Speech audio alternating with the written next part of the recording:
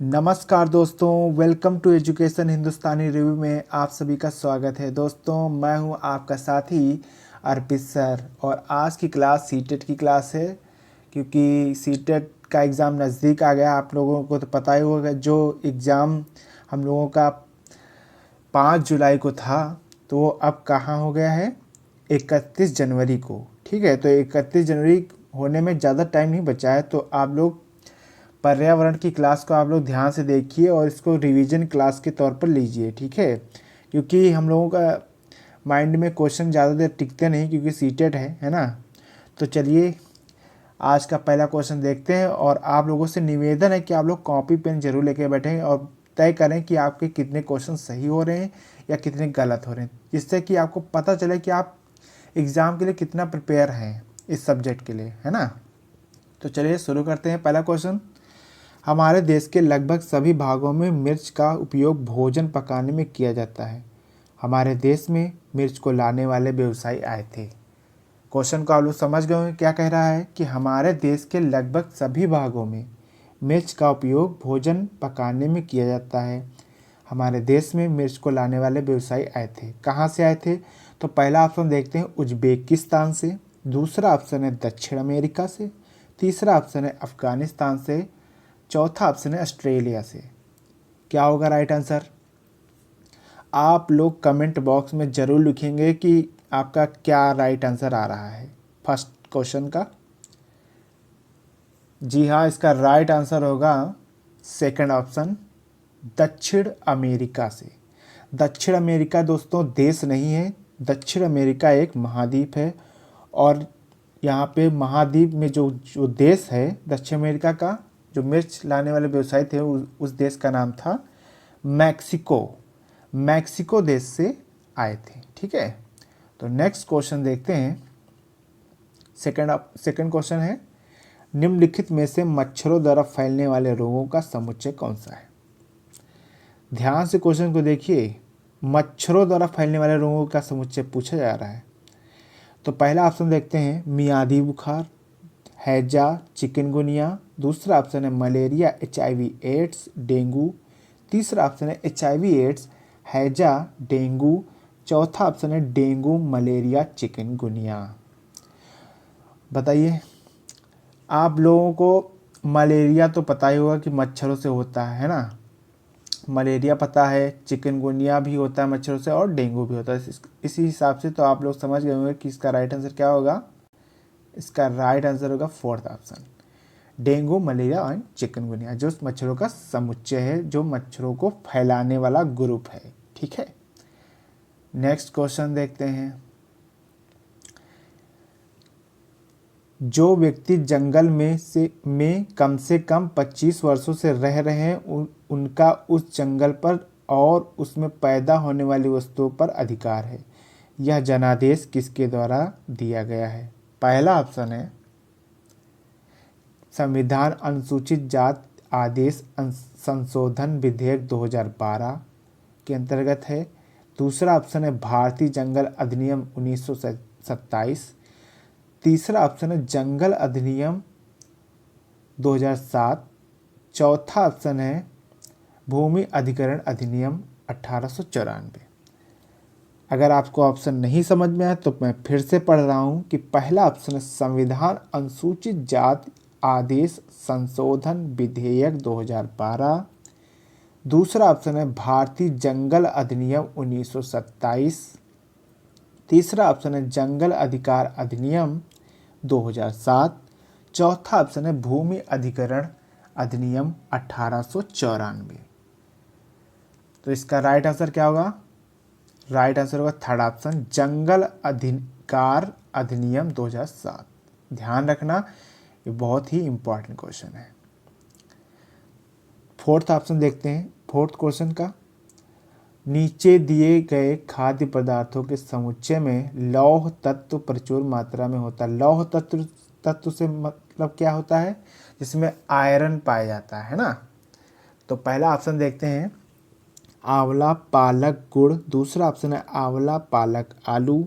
तीसरा ऑप्शन आंवला आलू टमाटर। चौथा ऑप्शन है बंद गोभी भिंडी गुड़। क्या होगा राइट आंसर? राइट आंसर होगा इसका, बताइए जल्दी से। फोर्थ का बताना है आप लोगों को, फोर्थ का जल्दी से बताइए क्या होगा। आयरन तत्व बताने हैं, समझ रहे हैं? लोहा ना समझ लेना, वो आयरन बॉडी के लिए ज़रूरी होता है, ठीक है। तो इसका राइट आंसर होगा फर्स्ट ऑप्शन। आंवला में जो है आयरन पाया जाता है, पालक में और गुड़ में, ठीक है। और आप लोग कहेंगे सेकंड ऑप्शन क्यों नहीं, क्योंकि आलू तो जो कार्बोहाइड्रेट देता है ना। नेक्स्ट क्वेश्चन देखते हैं। गोलकुंडा किला किसने बनवाया? पहला ऑप्शन है पल्लव राजवंश, दूसरा ऑप्शन है चोल राजवंश, तीसरा ऑप्शन है चालुक्य राजवंश, चौथा ऑप्शन है काकतीय राजवंश। बताइए कौन सा राइट आंसर होगा? इसका राइट आंसर होगा फोर्थ ऑप्शन, काकतीय राजवंश। और दोस्तों देख लीजिए गोलकुंडा किला कैसा है,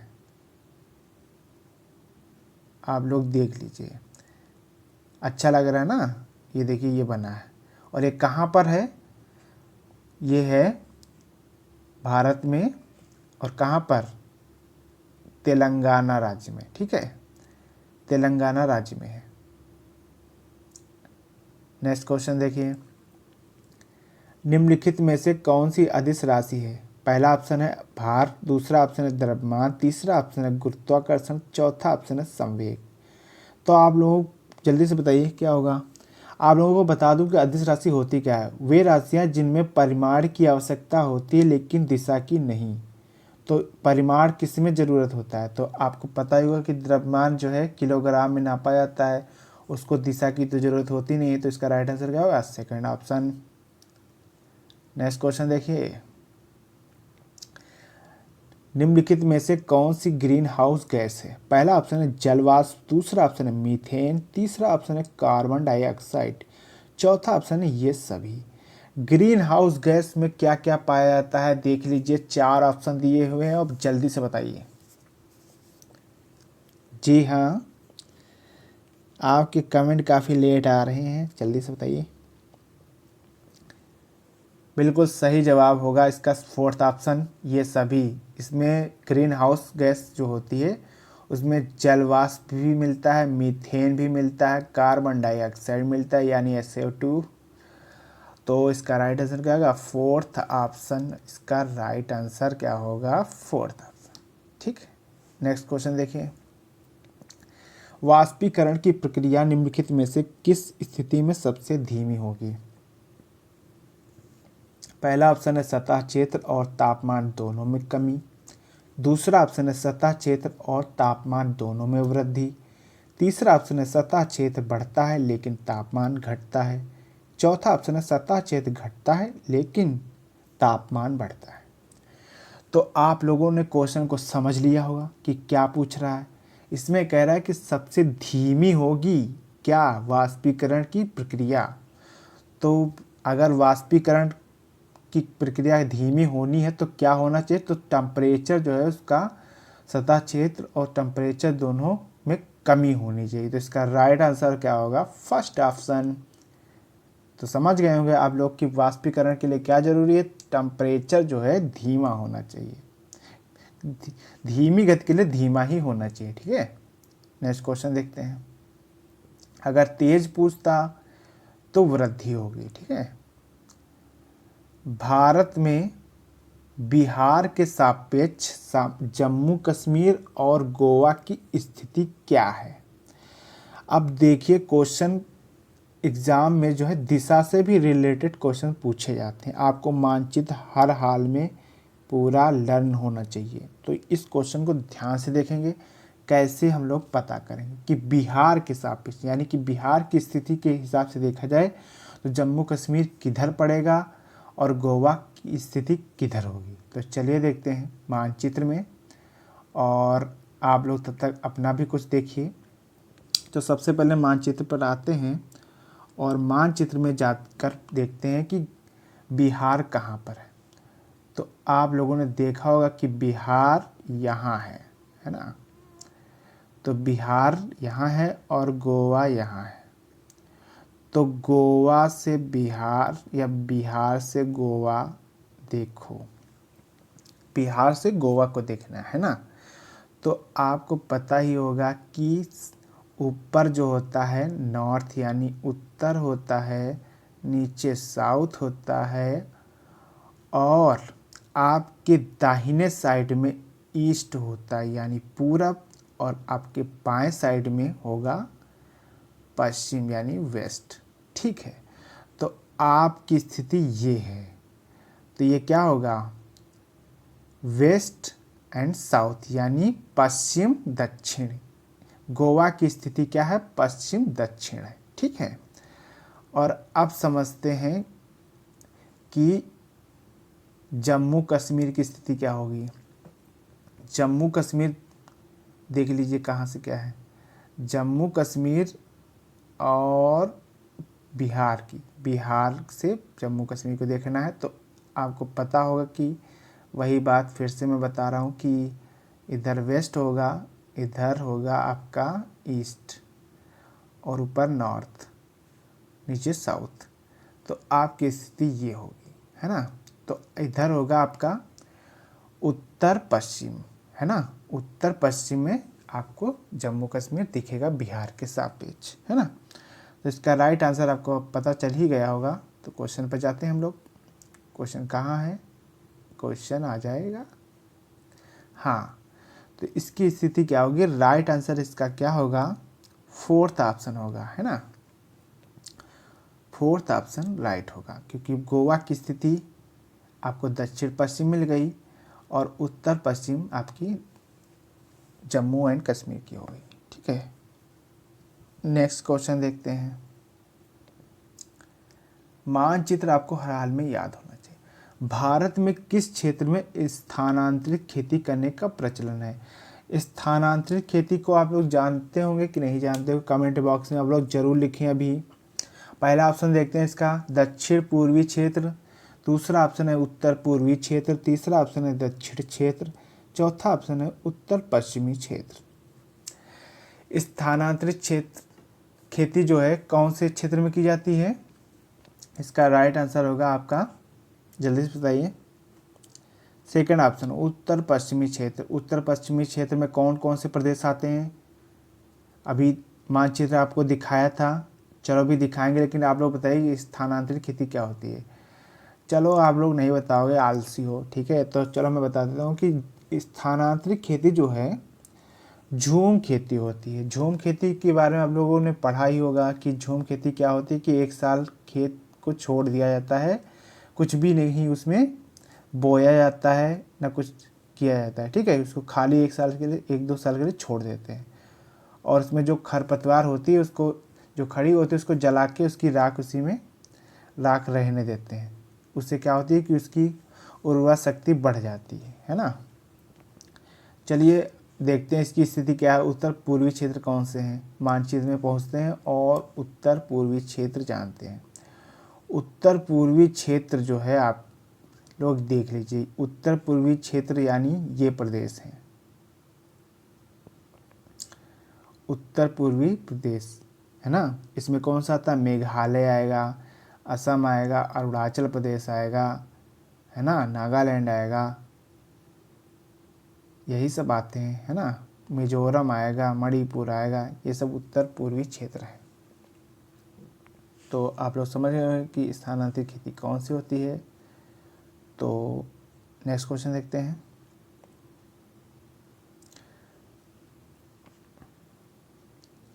मृत सागर क्या है। ऐसा सागर, पहला ऑप्शन है ऐसा सागर जिसका पानी जहरीला होता है। दूसरा ऑप्शन है ऐसा सागर जो सभी महासागरों व सागरों से ज़्यादा नमकीन है। तीसरा ऑप्शन है ऐसा सागर जिसमें ज्वार भाटे बहुत तीव्र गति से आते हैं। चौथा ऑप्शन है ऐसा सागर जिसमें जहाज चलाना खतरनाक होता है। क्या होगा राइट आंसर, इसका राइट आंसर होगा सेकंड ऑप्शन, ऐसा सागर जो सभी महासागरों व सागरों से ज़्यादा नमकीन होता है, तो उसे क्या कहते हैं, मृत सागर। ठीक है, नेक्स्ट क्वेश्चन देखते हैं। रेगिस्तानी ओक के बारे में सही कथन सुनिए। देखिए रेगिस्तानी ओक जो है उसके कुछ स्टेटमेंट दिए गए हैं नीचे कथन ABCD में, तो उनको आपको चुनना है और उसी के आधार पर आपको आंसर देना है ना। ये पैटर्न आपको बहुत ही ज़रूर ध्यान रखना है क्योंकि इसमें सारे फैक्ट्स आपको पता होने चाहिए कि इसीलिए सीटेट कठिन पड़ जाता है एग्ज़ाम में। तो आप तैयार हो जाइए इस क्वेश्चन के लिए। ए पॉइंट देखते हैं, यहाँ पर ऑस्ट्रेलिया में पाया जाता, यह जो है यहाँ गलत लिखा है, यह जो है पेड़ ऑस्ट्रेलिया में पाया जाता है। यह विशेष प्रकार का पेड़ है जिसकी जड़ें टहनियों से लटकती हैं। सी ऑप्शन, इस पेड़ की जड़ें जमीन में उस कह रहे तक गहराई तक जाते हैं जहाँ तक कि पानी तक नहीं पहुँच जाए, है ना।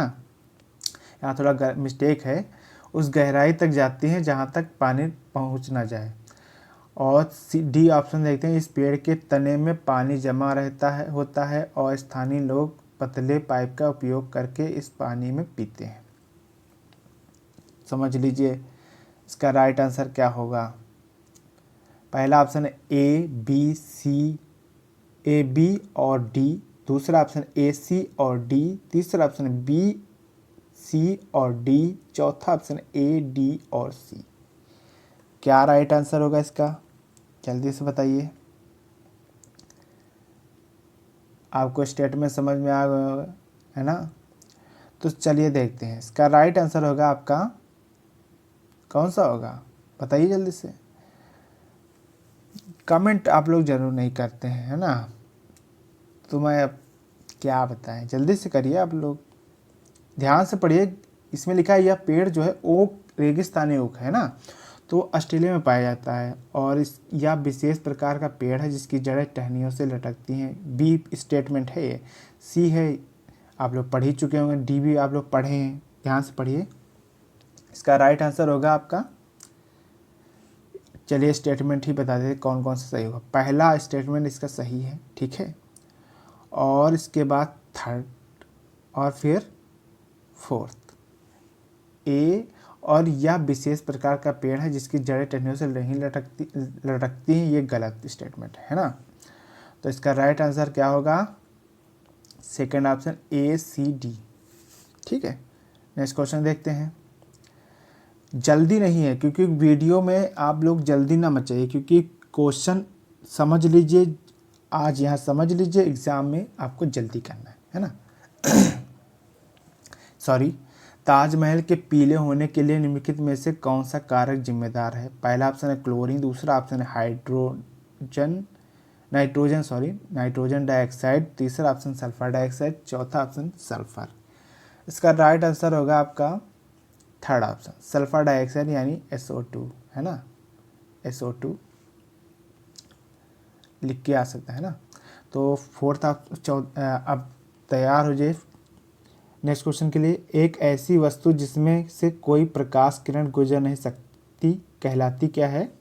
पहला ऑप्शन है उत्तल, दूसरा है अपारदर्शी, तीसरा है पारभासी, चौथा ऑप्शन है पारदर्शी।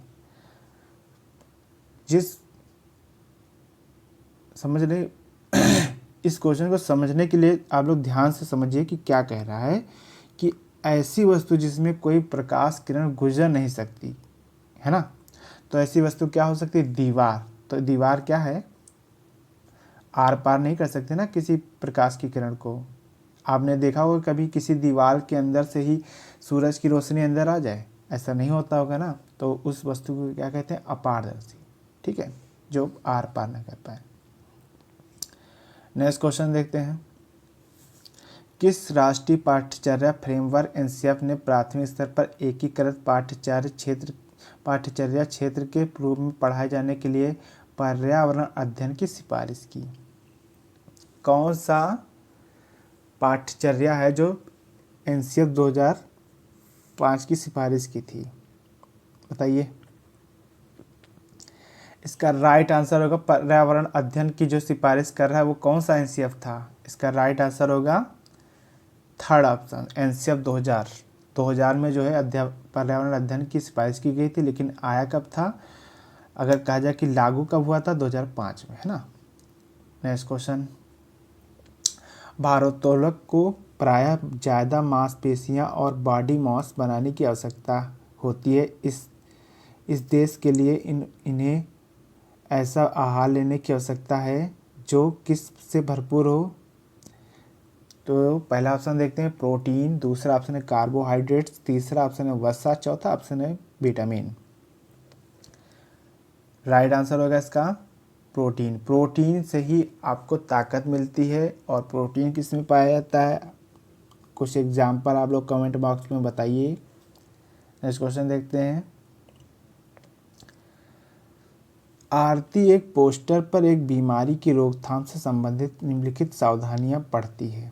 एक पोस्टर लगा है और आरती उस पोस्टर को पढ़ रही है सावधानियों के रूप में। पहला स्टेटमेंट है यानी पहला कथन है, अपने आसपास पानी को जमा ना होने दें। दूसरा ऑप्शन है पानी के बर्तनों व कूलरों और टंकियों को साफ रखें। तीसरा ऑप्शन है यदि कुछ जगहों पर पानी इकट्ठा हो जाता है तो तेल का छिड़काव करें। डी ऑप्शन है, डी यानी स्टेटमेंट है, स्वयं के बचाव के लिए जाली मच्छरदानी का प्रयोग करें। तो स्टेटमेंट किसके लिए है देखते हैं। नेक्स्ट नीचे देखिए किसके लिए है। पहला है ऑप्शन है डेंगू और जापानी मस्तिष्क ज्वर के लिए। दूसरा ऑप्शन है चेचक और मलेरिया के लिए। तीसरा ऑप्शन है डेंगू और आई फ्लू के लिए। चौथा ऑप्शन है टाइफाइड और हैजा के लिए। इसका राइट आंसर क्या होगा, फर्स्ट ऑप्शन डेंगू के लिए और जापानी मस्तिष्क ज्वर के लिए, है ना, इंसेफ्लाइटिस, है ना। इंग्लिश थोड़ी वीक है दोस्तों, समझ लीजिएगा, है ना। चलिए, राष्ट्रीय पाठ्यचर्या की रूपरेखा 2005 प्राथमिक स्तर पर पर्यावरण अध्ययन शिक्षण का प्रमुख उद्देश्य होना चाहिए। प्राथमिक स्तर पर जो अगर पर्यावरण आप लोग पढ़ रहे हैं तो उसका क्या उद्देश्य प्रमुख है बताइए। पहला ऑप्शन है स्वतंत्र रूप से प्रयोग करने की कुशलता अर्जित करना, विषय की आधारभूत संकल्पनाओं की आधारभूत समझ का विकास। तीसरा ऑप्शन है विषय के आधारभूत सिद्धांतों को स्मरण करना। चौथा ऑप्शन है कक्षा कक्षीय, गलत लिखा है, कक्षा कक्षीय अधिगम को विद्यालय के बाहर के जीवन से जोड़ना। सीधी सी बात है कि आपको पर्यावरण अध्ययन अगर करा रहे हैं आप लोग, उसको कक्षा ऐसी पढ़ाई कराइए ना कि वो विद्यालय को बाहरी जीवन से भी जोड़ा जाए। कक्षा कक्ष को जो है विद्यालय के बाहरी जीवन से जोड़ कर आपको पढ़ाना है ना बच्चों को। तो इसका राइट आंसर क्या होगा, फोर्थ ऑप्शन। नेक्स्ट क्वेश्चन देखते हैं, रात में जागने वाले जानवर हर चीज को, पहला ऑप्शन है केवल लाल रंग में देख सकते हैं, दूसरा ऑप्शन हरे रंग में देख सकते हैं, तीसरा ऑप्शन है केवल काली और सफ़ेद ही देख सकते हैं, चौथा ऑप्शन है केवल हरे रंग में देख सकते हैं। इसका राइट आंसर क्या होगा, रात में जगने वाला जानवर जो है सिर्फ ब्लैक एंड वाइट ही देख सकते हैं, यानी केवल काली और सफ़ेद ही देख सकते हैं चीज़ों को। नेक्स्ट क्वेश्चन देखते हैं, लास्ट क्वेश्चन है इस वीडियो का, पर्यावरण अध्ययन की पाठ्य पुस्तकों में कविताओं और कहानियों को शामिल करने का निम्नलिखित में से कौन सा उद्देश्य नहीं है। पहला ऑप्शन है एक शिक्षार्थियों में कल्पनाशीलता और सृजनात्मकता योग्यता को बढ़ावा देना। दूसरा ऑप्शन है विषय में रुचि का विकास करना। तीसरा ऑप्शन है नित्य एक रस विषय वस्तु में बदलाव करना। चौथा ऑप्शन है शिक्षार्थियों को आनंद और मजा उपलब्ध कराना। क्वेश्चन को आप लोग ध्यान से पढ़ लीजिए कि क्या उद्देश्य नहीं है, समझ रहे हो। पर्यावरण अध्ययन की पाठ्य पुस्तकों में कविताओं और कहानियों को शामिल करने का कौन सा उद्देश्य नहीं है पूछा जा रहा, उद्देश्य जो नहीं है, तो क्या नहीं है, तो इसका राइट आंसर क्या होगा, फोर्थ ऑप्शन, शिक्षार्थियों को आनंद और मजा दिलाने के लिए ये कविता कहानियाँ नहीं दी जाती है ना, विषय का रुचि का विकास करना है। ठीक, तो इसका नहीं पूछा जाता तो इसका फोर्थ ऑप्शन राइट आंसर है ना। तो वीडियो, आज की वीडियो अगर आपको पसंद आई तो वीडियो ज़्यादा से ज़्यादा शेयर कीजिए अपने दोस्तों को जो सीटेट यूपीटेट की तैयारी कर रहे हैं, और वीडियो पसंद आए तो आप लोग वीडियो को लाइक ज़रूर करिए, शेयर कर दीजिए। मान लीजिए कि आपको 3 लोगों को शेयर ही करना है ना। तो तब तक के लिए अपना ख्याल रखिए दोस्तों, है ना। Take care, bye bye.